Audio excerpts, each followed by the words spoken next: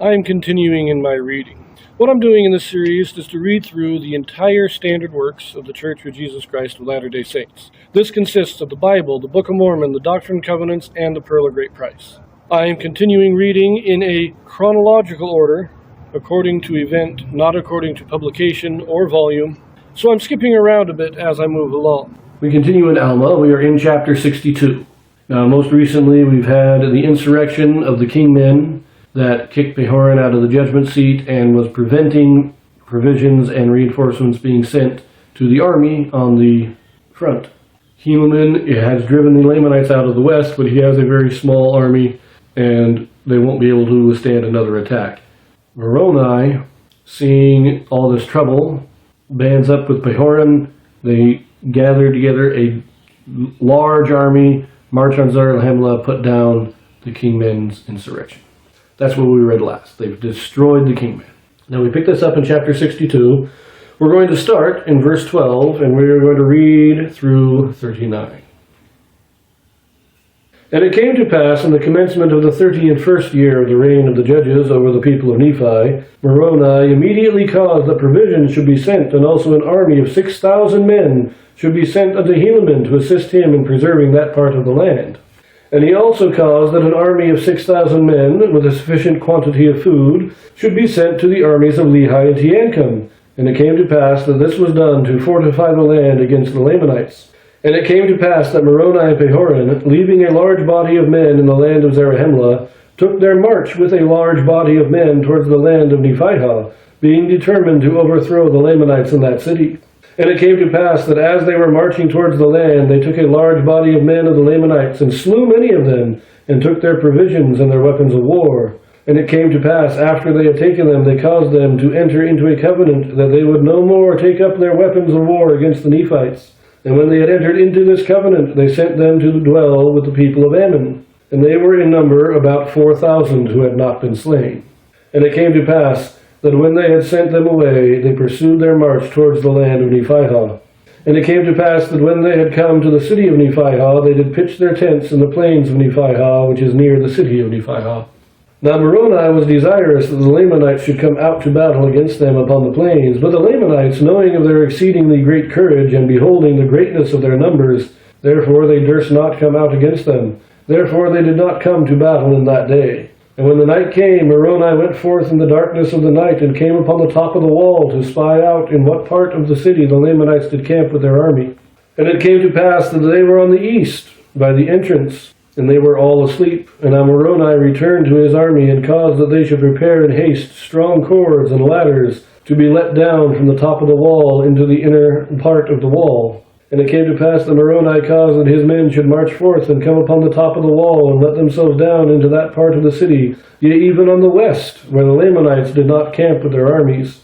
And it came to pass that they were all let down into the city by night, by the means of their strong cords and their ladders. Thus, when the morning came, they were all within the walls of the city.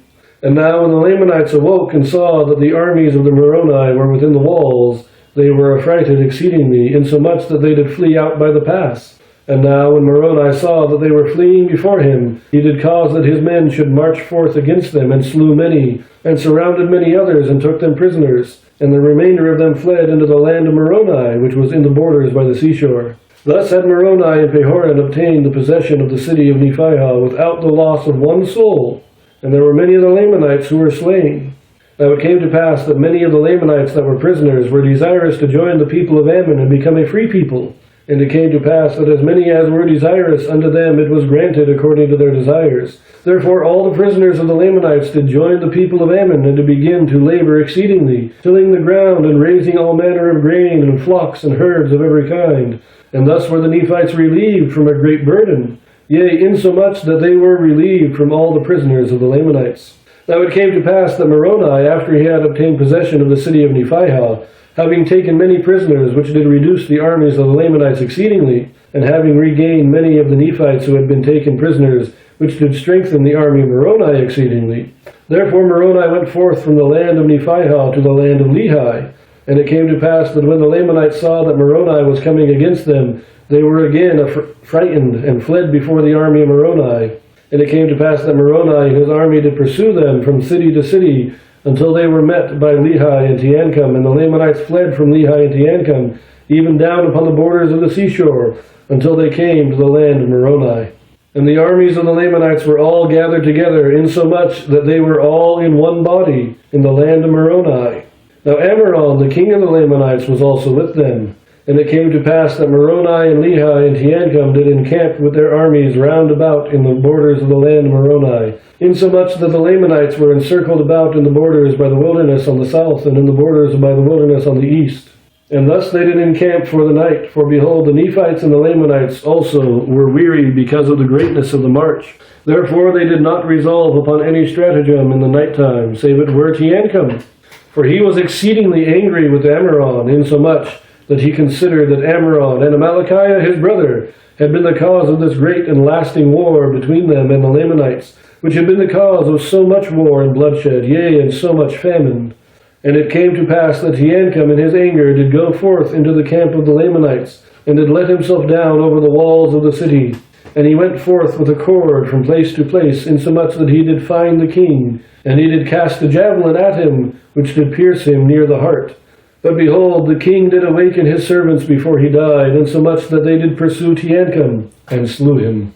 And it came to pass that when Lehi and Moroni knew that Teancum was dead, they were exceedingly sorrowful. For behold, he had been a man who had fought valiantly for his country, yea, a true friend to liberty, and he had suffered very many exceedingly sore afflictions. But behold, he was dead, and had gone the way of all the earth. Now it came to pass that Moroni marched forth on the morrow, and came upon the Lamanites, insomuch that they did slay them with a great slaughter, and they did drive them out of the land, and they did flee, even that they did not return at that time against the Nephites.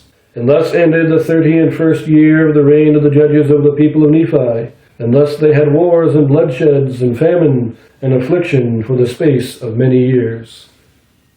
There's quite a lot going on here. This particular war started primarily in the 26th year. We were talking about 5 years. Well, this is the 31st year, so 6 years of war. Now, in the 19th year, you had some wars, but the big war started now. Let's see what's going on here. First of all, now that they put down the kingmen, their whole army is free. 6,000 men goes to strengthen the west. 6,000 men goes to strengthen Lehi and Teancum. Now, Helaman, he's got the whole west. Lehi and Teancum are in the northeast. Gideon's down in the southeast. And that's where Moroni went to join Pahoran. They've taken Zarahemla. Now they march, as I said, they leave a large army in Zarahemla and take a large army with them down to Nephihah. And I like the way they take Nephihah. Nobody wants to fight outside the city, and so they find a way to sneak in. And they say not a single Nephite is lost. They kill a lot of the Lamanites, but not a single Nephite is lost. But note also that on their way to Nephihah, they met another army of the Lamanites. Apparently the Lamanites had sent an army north into the heart of the Nephite lands. I think that army was going up to join Pachus and the kingmen to strengthen them in Zarahemla. And this is just a very timely thing that they got rid of the kingmen. They come down, they fight this one army, and up to this point, all the prisoners they've taken have been shipped off to Bountiful, to their prison camp. Now, anybody who wants to can go join the people of Ammon. And almost all of the Lamanite prisoners in these battles go join the people of Ammon. And so now, Moroni doesn't have to divide his army to guard the prisoners up to Bountiful. He just leaves his army here. You guys all go join Ammon. We're good. And he can continue on.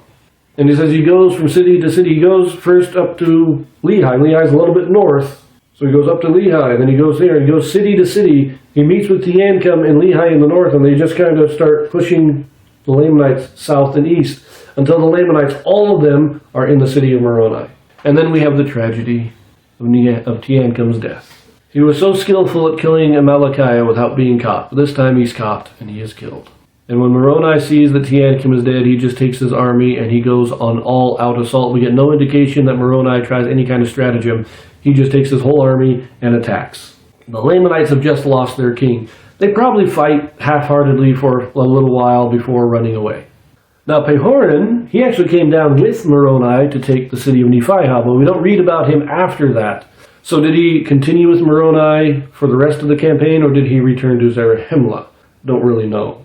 I think he continued with Moroni. We may actually get some indication of that in the next video, because we're going to leave that here, and we'll read the rest of this chapter in a final video, and maybe we'll get a little bit more information of Pahoran then. So I will see you there.